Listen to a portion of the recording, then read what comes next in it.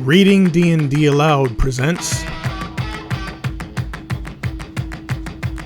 Tolkien scholar, a Tolkien game designer, and me. A conversation with John Rateliff and Gareth Hanrahan.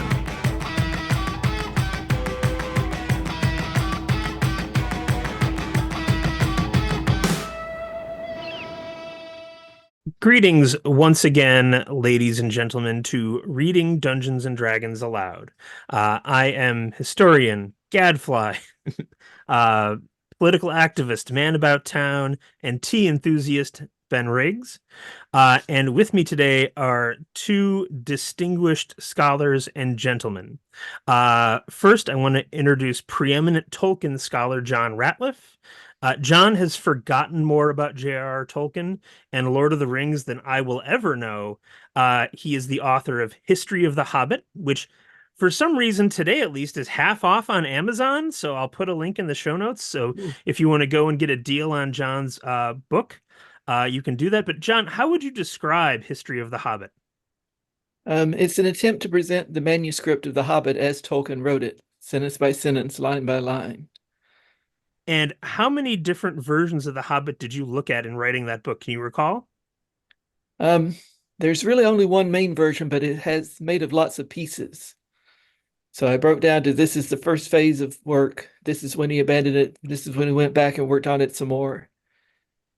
You're kind of looking over his shoulder as he's putting it together. Is it true that he wrote like the first sentence on the back of some kid's like essay? That's the story. We don't have that piece of paper to prove it. But that is the story that Tolkien told with relish many times. Well, I'm not gonna question the professor on the origins of his own book, but also with us is one of the greatest living tabletop role-playing game authors, a man whose resume is so long and so prestigious that I struggle to know where to begin to even encapsulate it. He is the co-author of the Dracula dossier, which I believe is the greatest tabletop role-playing game campaign of all time. He has authored a number of Traveler adventures, which I've also seen listed as possibly the greatest adventure of all time. But he is here today because he is perhaps the most prolific voice on the One Ring tabletop role-playing game. With us today, live from Cork, Ireland, is Gareth Hanrahan. Yes. Thank you very much. That was far, far more praise than I deserve. Well, could you tell us your history with the One Ring role-playing game before we get rolling? With the One Ring, I got involved in the first edition, and I wrote the first adventure book for it, the Chaos Wonderland. I did the Heart of the Wild and Darkly Mirkwood sourcebook campaign. I wrote Bree for first edition as well. And then with second edition, I was the lead writer on the Ruins of the Lost Realm Guide to Eriador. And most recent, I did the adventure book as well, Tales of the Lone Lands. And most recently, I did the Moria source book, which just came out there a few months ago. So I for the last year, I've been running a One Ring campaign. And those texts have all been my primary source material, and I can't tell you how delightful the experience of playing that game with those books has been. In particular, I would praise you for the city of Tharbad or Tharbad. John, how do I say Tharbad or is it Tharbad or Thirbad?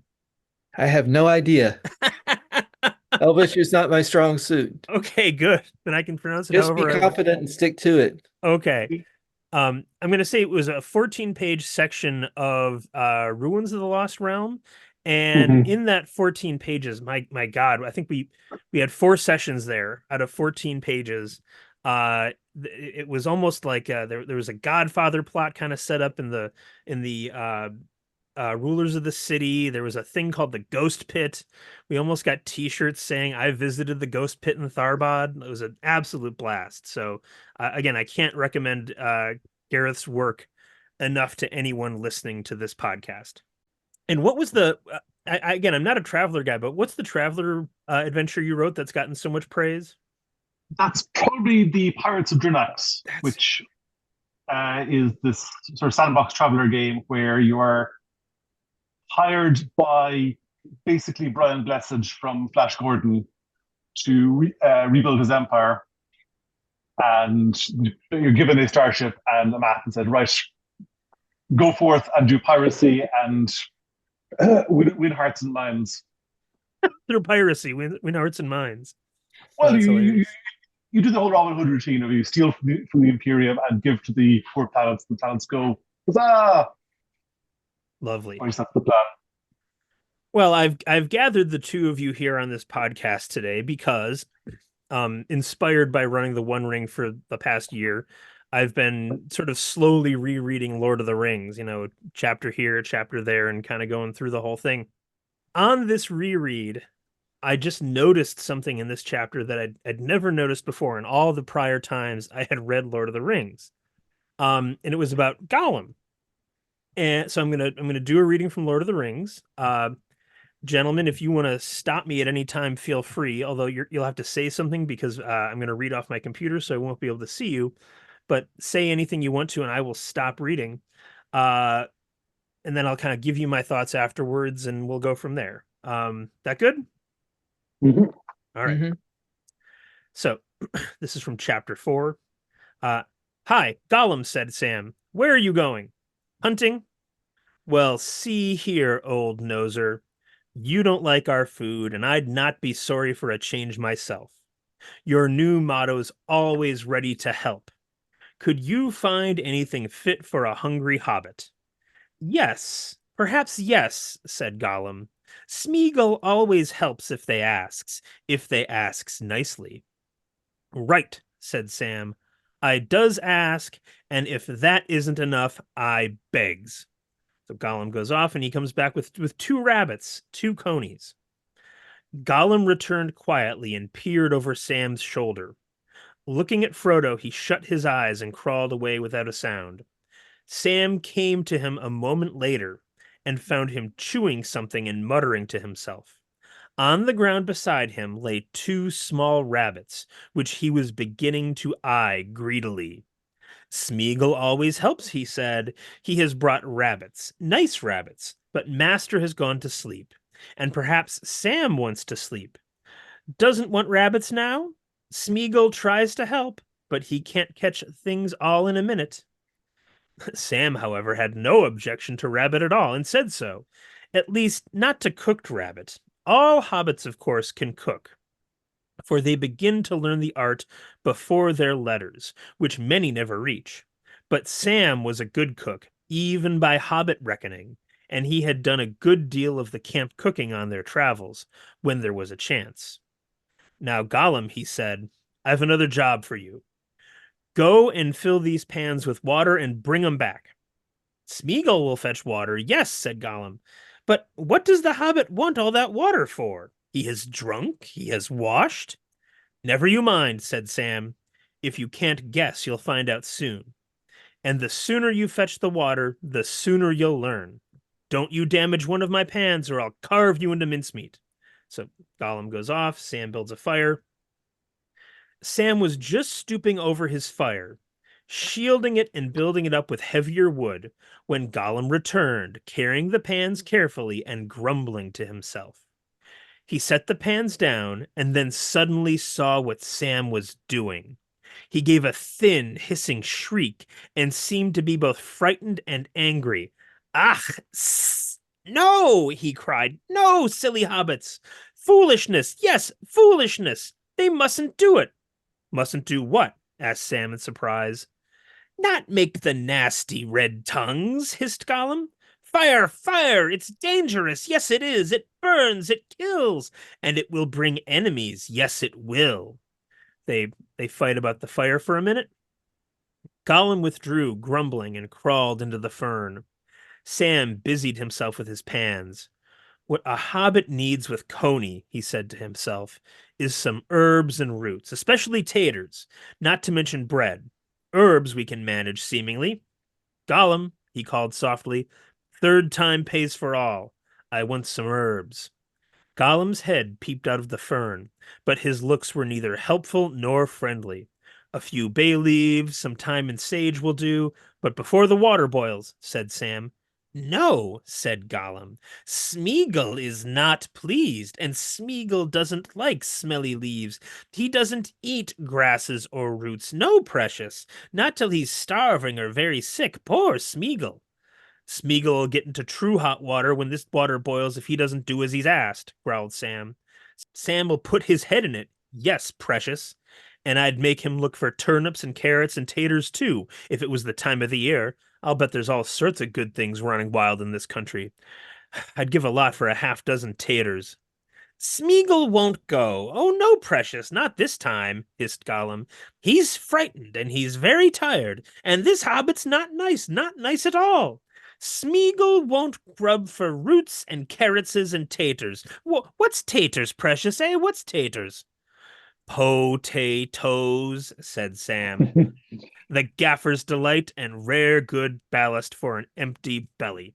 And that ends the part that I wanted to read. Smeagol is so upset that he does not go and get anything for Sam again. And I read this, and it jumped out at me that this is a good act by Smeagol. He like just legitimately does a nice thing for Sam, and Sam is kind of a jerk to him about it. In addition to which, Smeagol's like, don't light a fire. It'll bring enemies. And Sam lights a fire, and sure enough, it brings enemies. They end up getting captured by Faramir's troops right after this scene. But it just seemed so interesting to me that here, I always kind of think of Smeagol as a drug addict and violent and driven to violence by his addiction for the ring. But here he just does something nice for Sam. Sam doesn't give him much in return, which is why he doesn't do a nice thing for Sam again after this. But I was so struck by Smeagol doing this kind act, and seemingly selflessly, that it really, I was like, I kind of want to get John Rateliff and Gareth Hanrahan on here to talk about it and see if they have anything that strikes them here as well. So that is my basic thesis. I can keep talking, but let you guys say something. I've talked enough. Well, I mean, Tolkien does say that the saddest part of the whole Lord of the Rings isn't that particular moment, but a bit like a chapter so on where Frodo and Sam fall asleep, and Gollum sort of comes up and sort of touches them, and it's like if someone looked, they would see this like old hobbit carried far by the years from his youth and homeland, and then Sam goes up and goes like, what are you doing, pawing Master to get away? I mean, Gollum does come very, very close to some form of redemption, or at least possibility of that. John? Yeah, the scene kind of comes to a head of chapter 2 later when Gollum actually comes upon them sleeping. I wanted to read a quote from an interview Tolkien gave about that. Is that okay? It jumps the timeline a bit. Jump. This is from what I think is Tolkien's best interview with Denis Giraud in 1965 for the BBC. Tolkien says about Gollum, quote, I liked him better than all the other characters and feel much more sorry for him. Recalling the scene in which Gollum almost repents, quote, to me, the most poignant moment of all because it's so terribly true that it's the good people who do the damage. It was Sam's suspicious faithfulness very much justified that ruined poor Gollum. It seems to me that if you come a long, long way in wickedness, then comes a chance which you can't therefore demand be made nice and easy. At that point, it's going to be very sticky, the last chance. And it was too sticky for Gollum. Wow. I think that's remarkable. What strikes you as the most remarkable thing about it?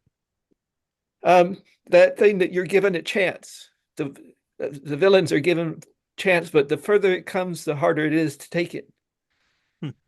Because you see that parallel when Gandalf is talking to Saruman and cast him out, that he's given a chance before he's cast out of the wizards. You see it when Saruman and Wormtongue is given a last chance in Hobbiton to turn back. And so Tolkien tends to repeat motifs with different characters in different parts of the story. I think that's a good example of that.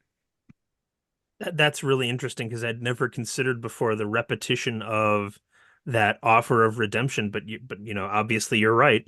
Um, uh, again, when I think about like having just reread The Two Towers again, the scene where uh Gandalf does go and try to bring Saruman back. Saruman is, up in his tower, and Gandalf comes along and is like, "Okay, Saruman, this didn't work out. Why don't you redeem yourself?" And instead, Wormtongue throws the Palantir at them, and off they go. Um, well, I want to come back to that idea of the redemption of Gollum, though, because one of the things that's interesting to me is if Gollum was redeemed, the ending of the novel doesn't work, right? Like the whole thing is. Go ahead, sorry. It's in one of the letters. I can't dig up the reference right now. Look, but talking the story goes, what would probably have happened if Gollum had been redeemed is that he would have gone along with Frodo and Sam and sacrificed himself. Like it would have still turned out roughly the same, but it would have been Gollum basically taking the ring from Frodo and then throwing himself into the fire to save Frodo. Gollum saves Middle Earth either way, but he does it willingly and unwillingly in different variants. Yeah. One's fully redemptive, one is basically selfishness and fate casting him into the fire. I don't suppose either of you know how Tolkien came to that determination, do you? On which one to use? I mean, he goes through a bunch of different possibilities on what's going to happen. There's a hilarious bit in the History of Middle Earth books, which is like Christopher Tolkien going through all the various variants, like John did in the History of the Hobbit, where he goes like, Frodo could use the ring to throw the ring wraiths into the fire, or Sam will stab the chief of the ring wraiths from behind. Now we all die together, so the chief of the ring wraiths, you first, says Sam. For ages and ages, he knew that basically it was we're going to they would bring the ring to the fire. That's how it'll end. He only hits on Gollum doing it, I think, on the spur of the moment. But Tolkien's weird like that. The bit that really blew my mind, we read the History of books, so we've got the whole Saruman plot, where basically Saruman betrays them. He's cast out of Isengard. We've already established that Saruman has all these connections to the Shire and so forth. They meet Saruman on the road. There's this bit where he's basically going, "Ha ha ha! But you might not find your country as welcome as you left it." And they go back up the whole sky of the Shire, and then in Tolkien's original draft, they get to Bag End, they confront Sharky, and it's just some guy. There's just some random minion of Saruman has taken over there, and then Tolkien goes, "Hang on, wait a moment." Everything actually lines up if that's Saruman, ties up everything. Well, he didn't plan it that way. He sort of, I mean, bumbles is the wrong word, but There is a listening to the internal logic of a story. yeah. It sounds like that's what you're describing to me, where Tolkien is an adroit reader of his own work, unless one of you disagrees with that. No, he comes to these beautifully balanced, perfect conclusions eventually. It sort of wanders around a lot first. Yes, that's a good way to put it. That Tolkien is willing to rewrite a story as many times as it takes to get it right. Mm-hmm. He's very good at eventually finding the best combination, but he does it by running through all the alternatives first. Yeah, I mean, what's 17 years of writing between friends? Yes. Was it 17 years to write Lord of the Rings? I think depends on how you include the period between when he stopped and when he was done. Because he got to the end of the story about 4 or 5 years before it was published, and he was working on revising it all during there. Yes, I'd also try to get the Silmarillion published at the same time, which led to all sorts of hilarious conversations with publishers. So they didn't want to publish the Silmarillion with it? Well, I mean, they barely wanted to publish. They barely wanted to publish Lord of the Rings. They barely wanted to publish Lord of the Rings. Very much wanted to publish Lord of the Rings. They wanted a sequel to The Hobbit. They wanted a cute little kids book Tolkien goes away, writes and writes and writes and writes and writes and writes and writes and writes, comes back with this 1,000-page book. They go, oh, this is genius, but also utterly unsellable. This will make a huge loss. They go, we'll put it out as a prestige book, just so we make a loss on it, but if we split it into 3 books, if we don't do Tolkien's giant handout of the Book of Marzabul, we at least will keep our losses down. And then they put it out, and to everyone's surprise, especially publishers, it is eventually a massive hit. It's shocking these days to realize that Tolkien, they spread the book over 3 volumes to spread the fiscal loss across 3 years. They were so convinced, Alan that it was not going to make money, but it would win them, as you say, lots of prestige. But they quite seriously thought they were going to lose money on it. And then Tolkien said, I've got another one just as long that I want you to publish in tandem with it at the same time. We tried to do that to the publisher. He went to the publisher going I've got these 2 books. They have to be published as 1 volume. It only works if it's one big story. And they're going, we physically can't publish a book of that size. Especially the Silmarillion still was it still is never finished and can never be finished. But the version of Silmarillion that came out was Christopher Tolkien's sort of assembly of many different drafts and variants and summaries. But yeah, I mean, Tolkien, he would have been a challenge for any editor, certainly. I love Lord of the Rings, and I enjoy The Hobbit, although I don't come back to it nearly as much as I come back to Lord of the Rings. But I have a buddy who's like Silmarillion all the way. He's like, I read Lord of the Rings, it's fine, but he goes back and rereads the Silmarillion every year. And I struggle with that because the Silmarillion to me is so obviously the lesser work, but there's no accounting for taste, right? There are people who like the Hobbit best. There are people who like the Silmarillion best. And of course, there's more people that like the Lord of the Rings best. What do you do when someone writes more than one masterpiece? Most authors, it's not a problem. He or she writes one masterwork, and that's the one they're identified by. You can argue that Tolkien has more than one. Could you tell? Go ahead. Were you going to say something, Gareth?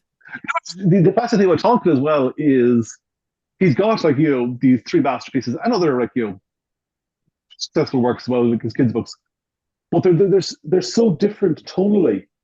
I mean, it's especially true in Lord of the Rings, which goes through 7 or 8 different voices as it goes along. But you start, it's basically it is like The Hobbit 2. It's just well, hey, we're hobbits, we're having fun in this fairy tale England, and then it goes through, and in the middle of book 2, you're into this basically Beowulf pastiche with helms, two they chose, and all these heroic speeches. And by the end, it's biblical. It's the eagle landed on the streets of Minas Tirith, and the people sang in all the ways of the city. And then, yea, the king came down and walked among them, and he just flows from one to the next. And someone, and this is me showing my Tolkien scholar friend, going, someone once said that the Council of Elrond is one of the best pieces of writing, or astounding pieces of writing, because it's 15 different speakers. It's a chapter that is nothing but people giving speeches about stuff they did. But because Tolkien has such a mastery of language and tone, and everyone has their own particular way of speaking, their own particular diction, their own particular use of choice of verbiage and so forth, they are never confused as to who's speaking, even though one's elf, that's a different elf, that's a dwarf, then it's Gandalf, then it's Elrond, it's Boromir, Aragorn, blah, blah, blah. Every character just sounds wonderfully distinct because he had such an obsessive understanding of language. And then the Silmarillion and the Hobbit, are showing off that language in very, very different ways. It's you're really right in that I've never sat down and thought to myself that the Council of Elrond was a particularly, WB Yeats' Second Coming. Like it's just this dazzling piece of verbiage that's going to stun you. Like that, I never had that experience with it. But you're right that on a technical level, just the trick of keeping people involved and understanding what's going on, it is pretty impressive, actually. Um, I don't suppose, John, could you give me a defense of the Silmarillion? It's funny, I didn't buy it till last year. I've read bits and pieces of it, but again, it just hasn't absorbed me in the way Rings or Hobbit has. I would first say that I would love to see that piece that Gareth just mentioned about the Council of Elrond, because it sounds like a very good piece of analysis. I don't know that. I will dig it up for you. It's around summer. Hey, Thank you. You go ahead, Gareth. As No, for no, the no. Go on. as for the Cimmerian, I'd say different boats for different boats for different folks. That there are people, the Cimmerian is just more along to their taste. The Hobbit, someone else, the Hobbit's more their cup of tea, and that's okay. We don't have to all agree on one. The other thing with the Silmarillion, of course, is that the Silmarillion, as published, again, is Christopher Tolkien's sort of summary and assembly of it. They have released other books by Tolkien, which basically tell expanded versions of those stories. So even if the Silmarillion isn't to your taste and it is full in your face, elvish, biblical allusions from the very start, the tale of Turin Turambar is absolutely brilliant. It is like a very simple, direct, basically sort of Norse tragedy of dragon slaying and incest. Or Okay, I'll start reading that. I'll look that one up. It's really good. It's got a talking sword. It's got a talking sword. Or the other great tale is Beren and Luthien, of course, which runs all the way through all of Tolkien's work. Beren and Luthien in the beginning are the only parts that I read. And again, I certainly thought Beren and Luthien was good. I was a little thrown off by the wolf named Juan. I was like, go ahead. He's not a wolf, he's the Hound of Valinor. He's only a dog. Sorry, say it again? It's like Shadowfax, only he's a dog. A magic dog. But he's named Juan, right? I think it's Juan, but yes. Yeah. Again, it just seemed so, I don't know, just the name threw me. I'm like, kind of English and biblical references all the way through, and then suddenly I get a Spanish name, and I'm like, just weird to me, man.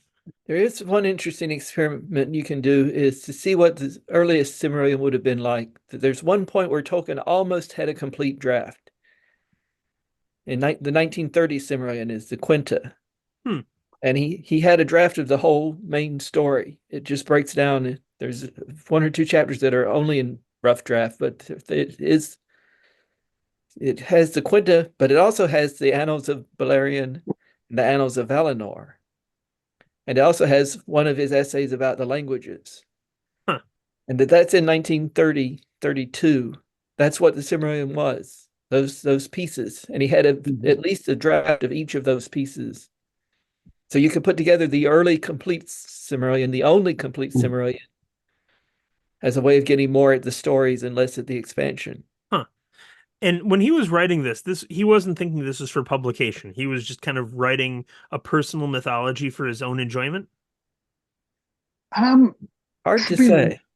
Yeah, I mean, it starts off basically as him writing poems and inventing languages and coming up with basically a setting for those languages.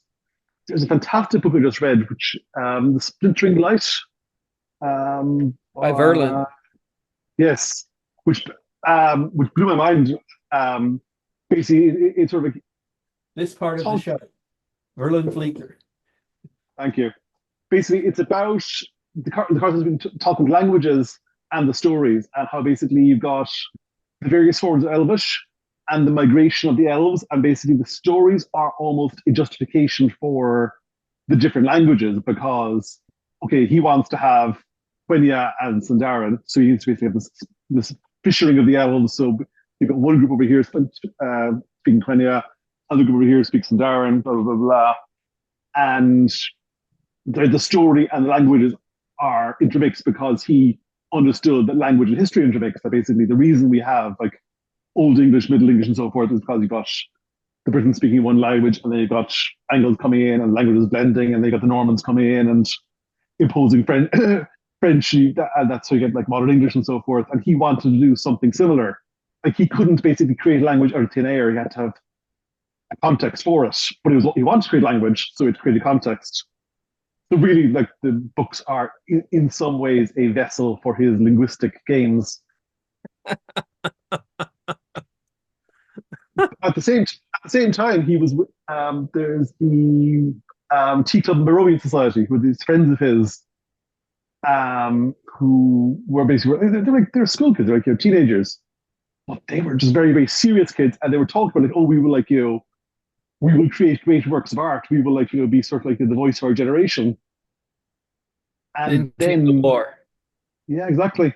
John Garth Tolkien the Great War talks about this. Basically, is it 2 or 3 of them die? Is Tolkien the only one who survives, or Wiseman survived? Yeah, but two of them die, and Gilson Tolkien and Smith did not. Yeah, I got to meet him once. Oh, really? Oh, my word. Wiseman. What was that like, John? All inspiring. And so, he was in the Barovian Tea Society, is that right?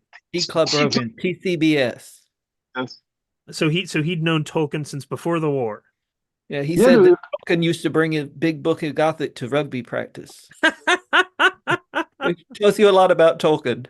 So, so what did you ask him when you met him? Can I shake your hand, Mr. Wiseman? that was there a conversation, or was that it? It's a conversation. I got to visit with him for a few hours. He said, no, they weren't planning on being the next poets. They were going to change the world through art, literature, and that all came to nothing. And they met at Oxford, right? No, they met at King Edward School. Okay. This is high school, basically. High school. Because he again, this is Tolkien. Yeah, this is Tolkien learning Gothic before he goes to university. Then Wiseman went to Cambridge, as did I think Gilson, and Smith and Tolkien went to Oxford. But they all ended up in the army after 1914, correct? Wiseman went into the Navy, but they were all in service. Tolkien basically only survived because he was in the infirmary when his unit was wiped out. Really? Do you happen to recall when that was? 1916, the end of 1916. So it was after the Somme. It was, he was invalided out of the Somme. He was on the front. His health broke down. He was put in the hospital, shipped back to England. And basically he was in and out of hospital the rest of the war. Huh. Wow. Yeah, a lot of the early Middle stuff is written in hospital, isn't it? He's there's a line in the Lord of the Rings in the introduction where it says something about by 1916 all but one of my close friends were dead. And it turns out that's very specific people he's talking about. He's talking about Gilson is gone, and Smith is gone, all but one of his friends, and the one friend was Wiseman. Again, we're sort of talking about Tolkien, sort of like, wandering around until he gets the perfect thing. You've got his 4 friends in the TCBS. You've got the 4 hobbits of Fellowship, and you sort of feel, there must be a sort of a symbolic link there. And possibly there is, but when he's actually writing Lord of the Rings, it takes him ages to get the right number of hobbits, because he bounces around. Basically, it's going to be Bilbo's Adventures Mark II. You got Falco and Hamilcar and Bingo Baggins at one point. Bulger Baggins. Indeed. And then there's one of my favorite bits in the history of Middle Earth is where Tolkien is trying to get rid of Fatty Bulger, because basically he puts Fatty down in Crickhollow, where Frodo's house Frodo's going to go to, and then he goes, right, I'd cut down the number of hobbits. I just want to have it to be Frodo, maybe Sam, one of Merry and Pippin. I deal with one of them and get rid of Fatty. And eventually goes, okay, no, I'll have 4 hobbits go along. And then he has Gandalf rescuing Fatty Bulger from Crickhollow and bringing him to Rivendell too. Then you've Do a got top Odo. Yeah, well, it's astounding the number of variations it goes through. And at this point, Trotter is a hobbit. Oh yeah, of course, with 6 hobbits. Early on, Trotter is one of the hobbits that leaves Bree. Yeah, Trotter the wooden shoot hobbit. Later became Strider the man, as opposed to Trotter the hobbit. And that got all the way to the end of the book with the king's letter that Aragorn sends to Sam, refers to the king as Trotter. I can't help but ask this question then. Hey, John. So where are these many different versions of Lord of the Rings to be found? That's in the history of Middle Earth. One of the most remarkable things. It isn't unusual for an author to leave behind posthumous works and unfinished ones, and for things to come out after their death. What is strange is for them to sell in mass market paperback. But where are the manuscripts? The manuscripts are at Marquette University. And where is Marquette University, John? Marquette University is in Milwaukee, Wisconsin. And how on earth did Tolkien's manuscripts end up in Milwaukee, Wisconsin? Oh, there's a story about that. Well, what could it be, John? The short version is they asked. They were the first to ask. And they got him at a good time when he was getting ready to retire. And he thought, I need to sell off my manuscripts so I leave a little bit of money to my children. So he offered them the Lord of the Rings, which is about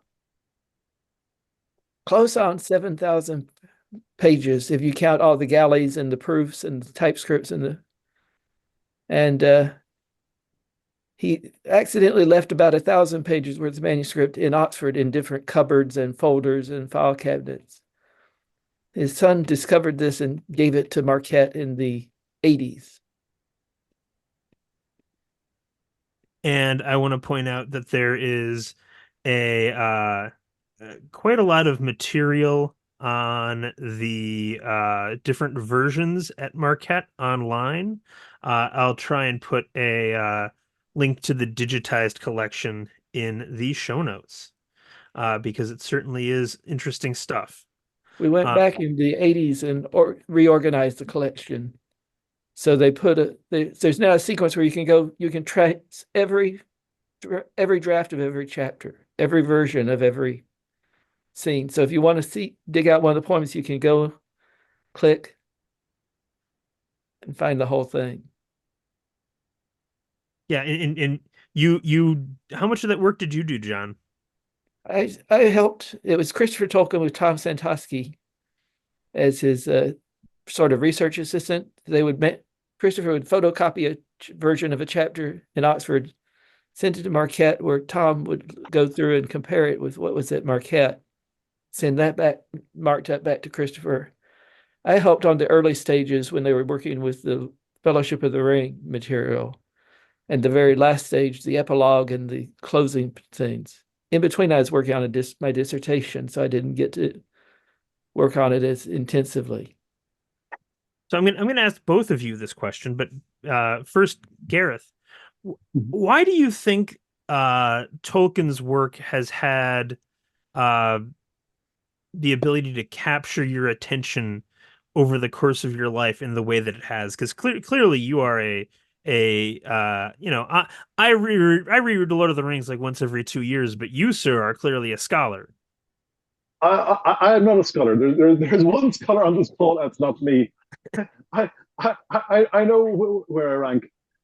But for me, well, the two things are, number one, Tolkien's been really intertwined with my life. Like I discovered role playing through Tolkien. There was the story I always tell is when I was like 12 years old, there was a demo in the local library for a Tolkien themed week, and there was a demo of Merc there, and that's how I discovered role playing, and that's has like sort of shaped my career ever since. So Middle Earth role playing was your first role playing game. My very first role playing game was, I didn't know what it was. I'd never heard of Merc or role playing. I was handed a character sheet saying, "You are an elf who has passed through Moria." And I went, I have no idea what this is, but this is the best thing ever. And then spent a year trying to work out what I actually had played, because this was like, before the internet, so I couldn't go like Google Middle-earth role-playing, I had to like buy boxes of weird ICE games until I actually found a role-playing game version. Um, but more generally, I mean, such depth in Tolkien. Not he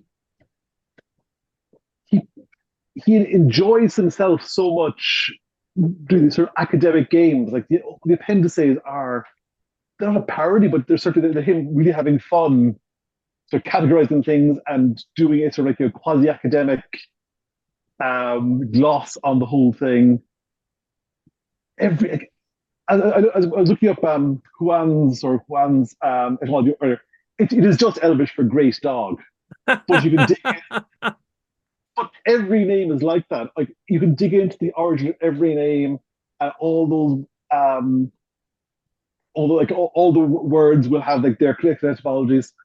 It was a So fantastic it essay. looks like Juan, but it means great dog in Elvish. It meets great dog in Elvish. There's this fantastic bit where in one of Andrew Millstone's essays about Tolkien, we talk about the whole bit with Gimli and the gift of the where he asks for Galadriel's hair and the three strands. You're familiar with this? Not me. Okay, so in Lord of the Rings, when the Fellowship is getting their gifts, Galadriel asks Gimli, "What can we possibly give you?" And he goes, "The only thing I could dare ask for is 3 strands of your hair." And she goes, "Okay." And he says, "He'll put them in crystal." Now, Galadriel's hair was supposedly in mythology of Silmarillion to capture the light of the two trees of Valinor, the sort of sacred trees, and it was Theodore captured that light and put them in the Silmarils. So basically, Gimli is inadvertently asking for basically the light of the Silmarils, and Andrew Wilson points out that because Tolkien has built up all these languages, the Galadriel, it's like, not like golden hair, but you should dig into the etymology. It's all trying to interact with hair and tree and light and jewel and star. It's endless, endless, endless depths. Anywhere you dig in, you just find more and more and more of his thought. Nothing was. It's not that nothing was unconsidered, but he was so good at coming up with something and then building this elaborate background onto it and linking it all up. So, in John, what have you found so absorbing that, I mean, working on Tolkien has been your life's work, it's fair to say, correct?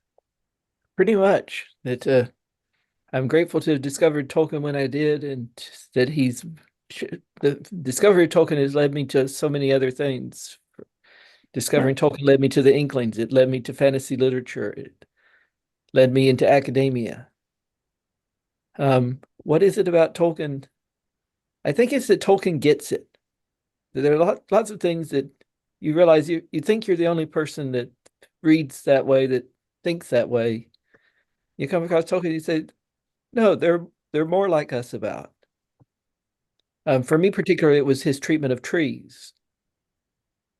That I think of trees as individuals. Most people think of trees as just a commodity.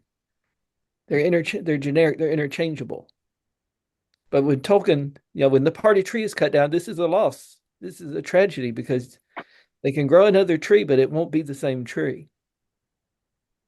And Tolkien has a way of relating to the world and relating to the past that just was very appealing. Yeah, it certainly is interesting that it has become probably the myth of modernity. Maybe there are a few other things that you could compare it to, but again, when I go back to it every couple of years, I do tend to find new things that I hadn't considered before. B, it feels like coming home in some way, or reading it is so easy. It's like falling downhill. Sometimes with Shakespeare plays that I really know well, I have a similar experience, and I will mention, since Gareth is on the line, that the One Ring role-playing game somehow made it feel like we were reading Lord of the Rings together out loud. There was something and I'm still trying to figure out, what it is. Because, like, we're all middle-aged men. We've been playing a lot of role-playing games. It's getting harder to learn new systems. And I wouldn't say that the One Ring system felt like super intuitive or anything. And yet, who's going to complain when it feels like you're watching a new Lord of the Rings movie starring people that you're controlling? Well, There's just something about it that really evoked that feeling. Sorry, Gareth. well, one thing that both Francesca, who designed the One Ring, and I've tried to do is keep drawing on Tolkien. Like all the game stats in the One Ring are like taken word for word from Tolkien. When I'm doing adventures, I often go through the History of Middle Earth books and I pick up on bits that Tolkien like didn't use or that sort of hinted at and then abandoned. Like John in History of the Hobbit, there's one bit where he talks about he suggests that there are goblins they're invisible goblins with magic rings, and he discards that idea. And I took that and went, oh, hang on, I can use that. So in Moria, there are goblins who have some of the lesser rings from Erigion, and there are invisible goblins down in the mines of Moria. Basically, I try to invent as little as possible, but just like find some tiny little bit of Tolkien lore I can hang stuff off and expand from there. Yeah, I will tell you the goblins with the rings were a ton of fun. Sorry, John, go ahead. No, it is. You can see why Tolkien dropped that idea, but it's a fascinating idea, and to see it used is a really good way of drawing on Tolkien. Because we know that the goblins with rings were very sinister, according to Tolkien's fascinating reference. We know that Saruman made a ring of power. Oh, absolutely. Gandalf sees it on Saruman's hand when they had their original confrontation.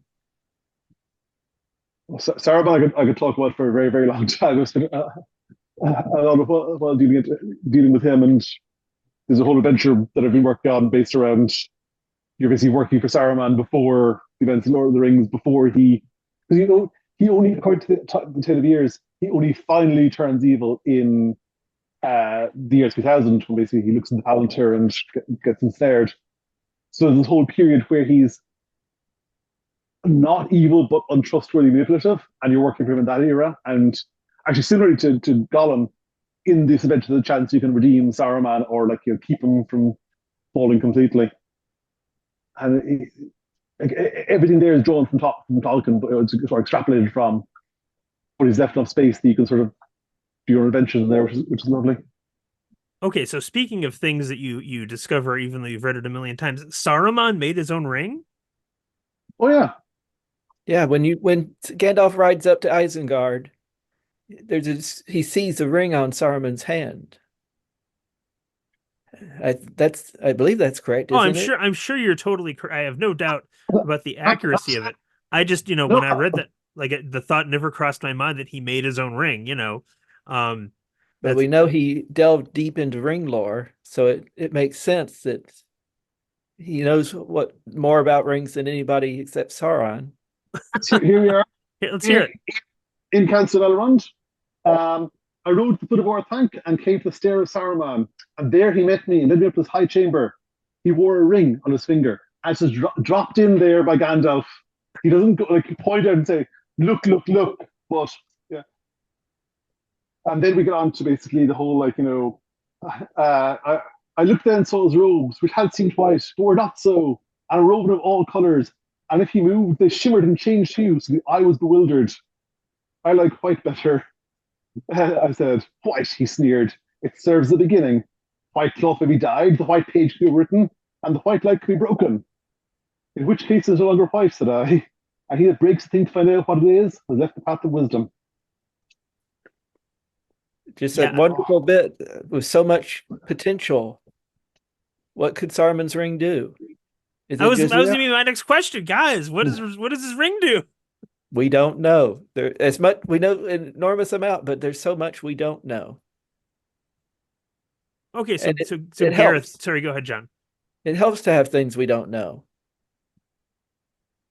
So Gareth, read books that read like they're entirely appendices with no story. Tolkien gives you the story and the appendices. So Gareth, I have to ask if you answer any of those questions in your One Ring work. We would never answer questions. We would give possibilities and options. Do, I mean, do, do you give us possibilities and options? for Saruman's ring, I don't think we do because the One Ring is set between the events of the Hobbit and Lord of the Rings. So this would be before he forged the ring. Some of the adventures are sent off to in search of ring lore and components. But I mean, Saruman's ring is an interesting one because the original purpose of all the rings was to basically to magnify authority and help you rule. But also the elves were interested in preservation because I mean all the rings, bar the One Ring, were made by the elves and then stolen. So they were all about like preservation. So the nine given to mortal men keep them alive. The three preserve the elven kingdoms. The seven like rings of preservation plus dwarves apparently equals compound interest. But I mean, Saruman was never interested in preservation, so it would be some sort of ring of progress, basically. Ring of Industrial Revolution? Pretty much, yeah. All right, last question, and hopefully this is not a long one, but I'll ask you both, and I'll ask John first this time. So, John, did you enjoy the Peter Jackson Lord of the Rings trilogy? I enjoyed them a great deal, although occasionally with averting my eyes. What did you avert your eyes from? Things like the way that the movie treated Faramir. Oh, what didn't you like about what they did to Faramir?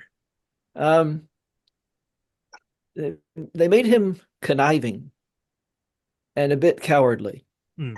That he's going to take Frodo, though he knows that this could cause disaster to bring Frodo to his father. In the movie, what really turns him away from that is that he sees the Nazgul and the Nazgul attack. And when he sees how frightening the Nazgul are, the movie's Faramir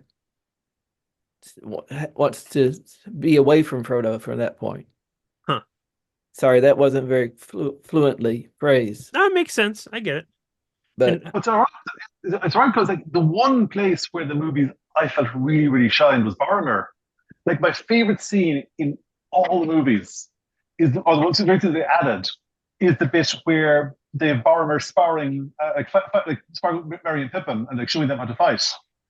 Because like Boromir's whole tragedy is that he is this sort of practical soldier. He's been defending his homeland all his life. He's he's concentrating on the mission of stopping Sauron. And he goes and they go, okay, we have this this ultimate weapon of power, the ring, and we're going to destroy it. And, he wants to take the simple solution. He's like he's like he's like a simple soldier, but he wants to take the direct path. I just love the way he was sort of passing on his martial skills to the hobbits. I just showed the positive side of that. Well, if you ask me what I thought of the movies, there's an account of when Tolkien, some school kids, they did a stage adaptation of parts of Lord of the Rings, and Tolkien went to see it. And the story goes that whenever they stuck exactly to his words and his descriptions, he was smiling and nodding.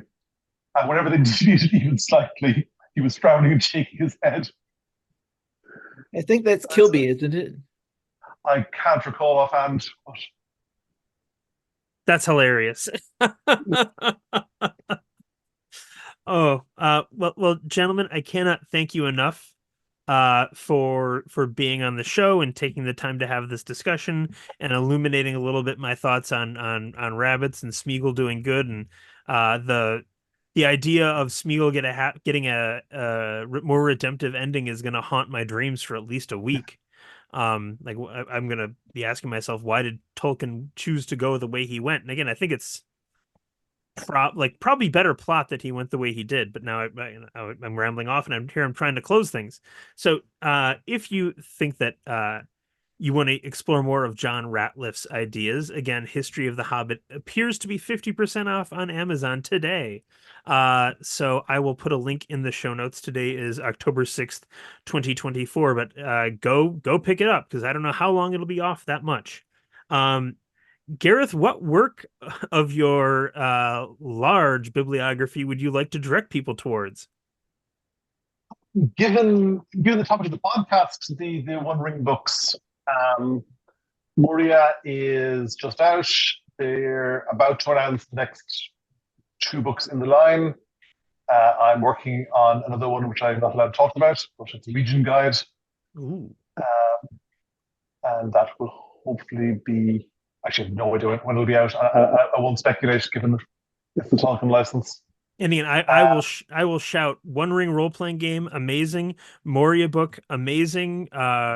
Ruins of the Lost Realm, amazing. I've picked up Tales from the Lost Land, but I haven't read it yet. But I don't think you can go wrong picking up One Ring in either Ruins of the Lost Realm or Moria and running with that, because like I said, I got a year of gaming out of those products. So they serve the purpose then. The other thing I would briefly plug, if I may, or two things in fact. Coming out from Roanoke Deckard is Dagger on the Heart, which is a campaign for their weird magic cyberpunk steampunk bizarre horror game Heart, City Beneath, which I wrote at the same time as doing Moria, which was really, really handy because I could take all my weird, bizarre technomagic ideas and keep them well away from Moria by dumping them into this book. And also, Trail of Cthulhu second edition, the backer kit for that is opening October 15th. That's the second edition of Ken Hite's Gumshoe powered Cthulhu game that I'm doing with them. And that's opening on October 15th, you said? October 15th. Okay, I will put a link to that in the show notes as well. Trail of Cthulhu. Yeah, because Trail of Cthulhu is amazing. Again, I don't think that anybody who listens to me talk is going to find that to be a surprising opinion, so I'm really anxious to see what you've done with the second edition of the thing. So, gentlemen, thank you so much. Have wonderful days, and I really appreciate you taking the time to talk. Thank you. Nice to meet you. Oh no, talking about Tolkien. What a burden.